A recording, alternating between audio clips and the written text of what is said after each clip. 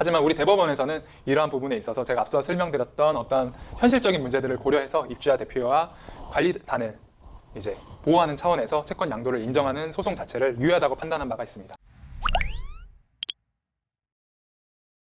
안녕하세요. 법무법인 화담의 추현종 변호사입니다. 박영준 변호사입니다. 네, 오늘은 저희가 설명회를 다닐 때 주로 이제 질문 많이 하시는 거 위주로 한번 말씀 나눠보겠습니다.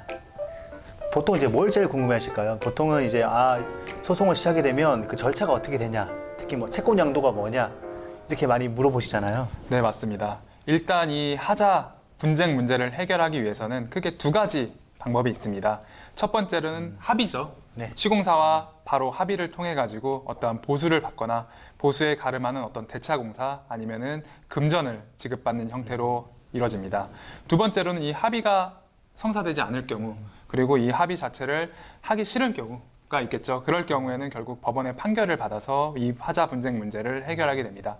즉 합의와 소송을 통해서 문제를 해결을 하셔야 되는데, 이 두 가지 내에서 두 가지 절차를 진행하기 위해서는 공통적인 절차가 필요합니다. 그런 절차가 무엇인지 많이 궁금해 하시고, 그걸 어떻게 해야 되는지 많이 여쭤보시죠. 그리고 그 중에서는 저희가 이제 항상 채권 양도 부분을 이제 말씀을 드리고 있습니다. 이 채권 양도가 근데 왜 필요한지, 그리고 이 채권 양도가 없이 진행할 수 있는 방법은 무엇인지 궁금해 하시는 경우가 많이 있습니다. 그래서 그 부분을 좀 설명드리고자 합니다. 먼저 우리가 이러한 하자 분쟁 문제를 진행하기 위해서는, 해결하기 위해서는 첫 번째로는 하자 진단을 하셔야겠죠. 우리 단지에, 우리 건물에 어떠한 하자가 있는지 객관적으로 파악할 수 있고, 파악해서 그 증거 자료를 입증을 할 수 있어야지만 어떠한 자신의 권리를 주장할 수 있는 거지 않겠습니까? 그렇기 때문에 당연히 하자 진단이 이제 선행이 돼야 되고, 이 부분에 대해서 궁금해 하시는 분들은 없습니다. 다만 그 하자 진단과 병행해서 해야 되는 채권 양도에 대해서는 궁금해 하시는 분들이 많죠.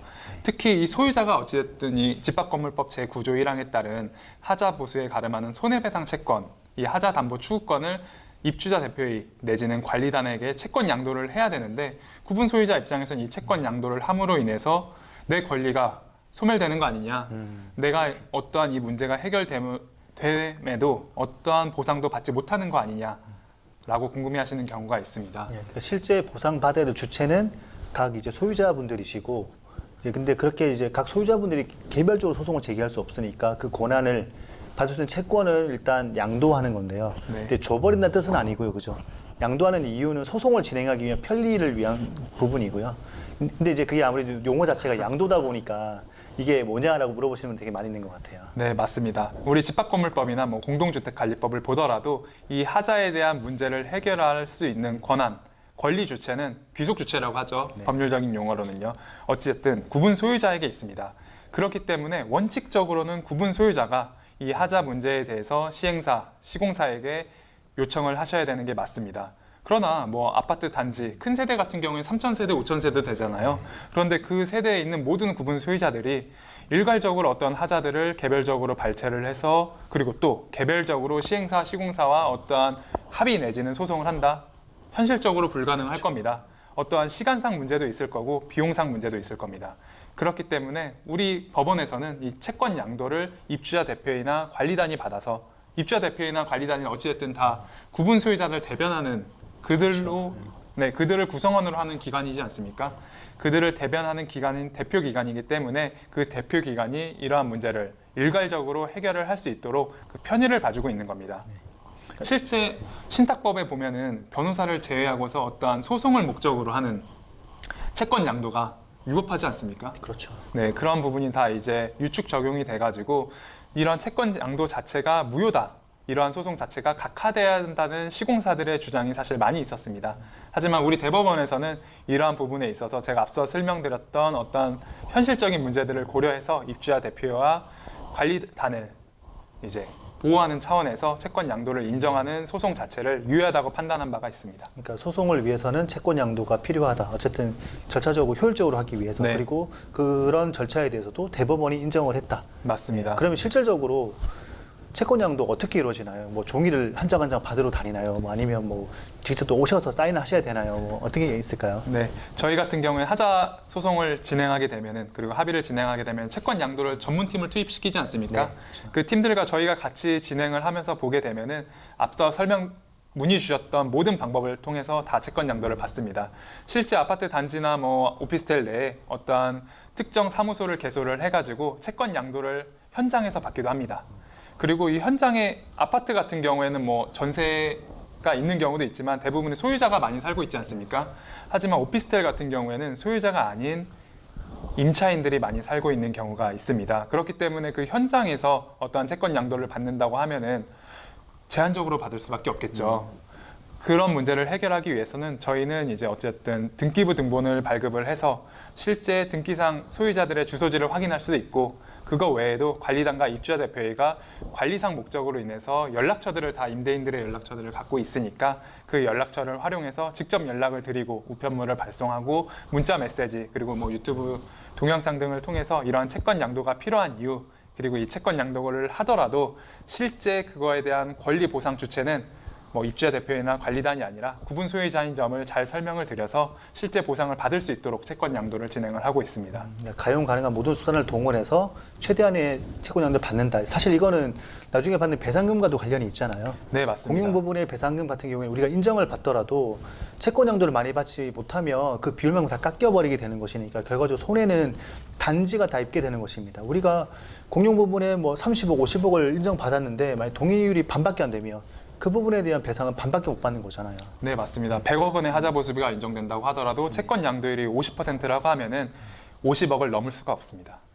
그러면 결과적으로 그 손해는 또 채권 양도했던 개별 소유자도 덜 받게 되는 것이니까요. 네. 최대한 많이 동의를 받아서 진행하는 것이 필요하다는 것이고요. 네, 또 맞습니다. 어떤 질문이 많이 있을까요? 뭐 보통은 이제 얼마나 걸리냐, 네. 뭐 얼마 받냐 그렇게 많이 물어보시는데 일괄적으로 네. 말씀드리기 쉽지 않지만 얼마나 걸리는지 정도는 말씀을 할 수 있을 것 같아요. 네, 합의 같은 경우에는 사실 뭐 기간이 정해져 있지는 않지 않습니까? 합의만 이뤄질 수 있고 의사의 합치만 있을 수 있다고 하면은 일주일, 한 달도 충분히 해결될 수 있을 겁니다. 다만 합의 같은 경우에는 어쨌든 당사자들의 의지가 가장 중요한 부분이기 때문에 그 기간을 어떠한 특정 기간을 말씀드리기는 사실 어렵고요. 뭐 빠르면 뭐 일주일, 한 달도 가능하다. 네, 하지만 네. 길면은 몇 년도 가능하다. 그런 문제가 있고요. 소송 같은 경우에는 1심 기준을 놓고 봤을 때 보통 1년 6개월 정도 소요가 되고, 만약에 누군가 항소를 하게 된다고 한다고 하면은 그 항소 기간은 1년 6개월이 아닌 1심 법원 감정 결과를 두고 특정 하자 항목 몇 개에 대해서만 다투기 때문에 그보다 훨씬 짧은 6개월 내지 8개월, 10개월 정도로 생각을 하고 있습니다. 통상 소송으로 가면 1년 6개월에서 최대한 2년 정도 네. 될 것 같고, 근데 소송으로 인정받을 수 있는 금액과 합의로 인정받는 금액이 통상적으로 좀 차이가 굉장히 좀 크잖아요. 맞습니다. 왜냐하면 시공사한테는 우리가 이런 하자를 발굴했다라고 해서 하더라도 시공사는 대부분 인정하지 않잖아요. 그렇죠. 그건 하자 아니다라고 주장하기 때문에 시공사가 합의를 통해서 인정하려는 금액은 판결 금액에 비해서 굉장히 소액이다. 하지만 빨리 받을 수 있는 장점은 있긴 있다. 이렇게 맞습니다. 하는 거죠. 통상적으로 저희가 뭐 하자 소송하게 되면 기대하는 금액은 있잖아요. 네. 그러니까 저희가 실제로 가서 봐야 심각하고 아닌 걸 알 수 있긴 있지만 그래도 통상적으로 기대했던 금액은 사실 있긴 있습니다. 네. 뭐 근데 워낙 또 단지별로 이제 제각각이기 때문에 뭐 일괄적으로 말씀드리기 쉽지 않지만 어쨌든 저희 최대한 이제 보고 판단해서 받는 금액은 있긴 있다. 근데 사실 그걸 이제 온라인으로 말씀드리기는 좀 곤란하다. 네. 네, 그렇게 아시면 될 것 같아요. 뭐 저희가 사건 진행해서 판결문 받아보면은 뭐 200만 원, 세대당 200만 원 받는 판결도 있는 반면에 진짜 하자가 많은 경우 같은 경우는 세대당 700만 원을 받는 하자 네. 판결도 있지 않았습니까? 네, 그렇죠. 이렇게 단지별로 하자 정도에 따라서 하자 보수비를 받는 거기 때문에 일괄화해서 어떤 금액만큼 받을 수 있다라고 사실 말씀드릴 수는 없는 거죠. 그거는 그렇죠. 사실 거짓말을 하게 되는 거고요. 다만 저희가 말씀드린 것처럼 이 하자가 존재한다고 하면은 그 존재하는 하자에 대해서는 저희가 최대한의 하자 보수비를 받을 수 있도록 노력을 하고 그런 노하우가 있다. 그렇기 때문에 세대당 뭐 700만 원 그리고 1000만 원도 받는 단지들도 있다. 다만 이 정도까지 금액을 받는다면 그렇죠. 굉장히 그 단지 같은 경우에 하자가 많기 때문에 실제 입주자들께서는 많은 불편함을 겪고 계실 겁니다. 그러니까 결국 하자 진단업체, 전문적인 진단업체 들어가서 발굴되고 난 뒤에 저희도 주장할 수 있는 금액의 총액을 알 수 있게 되는 것이고요. 이제 그게 법원에는 얼마나 또 이제 인정이 될지는 저희도 이제 저희가 판단하는 것도 아니고요. 법원이 판단하는 것인데 어쨌든 하자 진단을 저희가 갔었을 때는 가능은 가능하다. 그러면 이제 그 단지별로 어느 정도 가능하겠다 말씀은 드립니다. 저희가. 맞습니다. 그러면 저희가 어쨌든 1년 6개월, 2년 정도 소송을 하고 난 뒤에 돈을 받잖아요. 이거 어떻게 그러면 이게 다시 또 우리 세입자들한테 소유자분들한테 갈 수 있나요?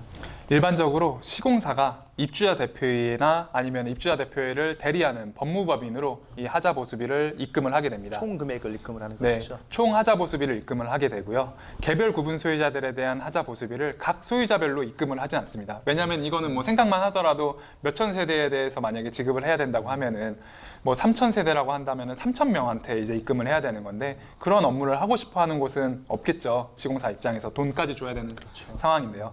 그래서 일반적으로 입주자 대표회 내지는 입주자 대표회를 대리하는 법무법인에게 그 하자 보수비 총액을 입금하게 되고요. 저희 법무법인 같은 경우에는 이 하자 보수비 같은 경우를 입주자 대표회가 받거나 아니면 저희가 받아서 입주자 대표회에게 전달을 할 때 실제 세대별로 얼마가 지급이 되어야 되는지 구체적인 법원 감정서를 기준으로 한 그리고 판결문을 기준으로 한 세대별 분계표를 전달을 드리게 됩니다.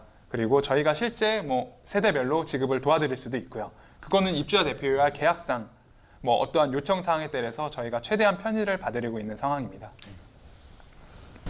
네, 오늘은 저희가 설명회를 직접 갔을 때 주로 받는 질문들에 대해서 뭐 큰 범위 내에서 답변을 드렸고요.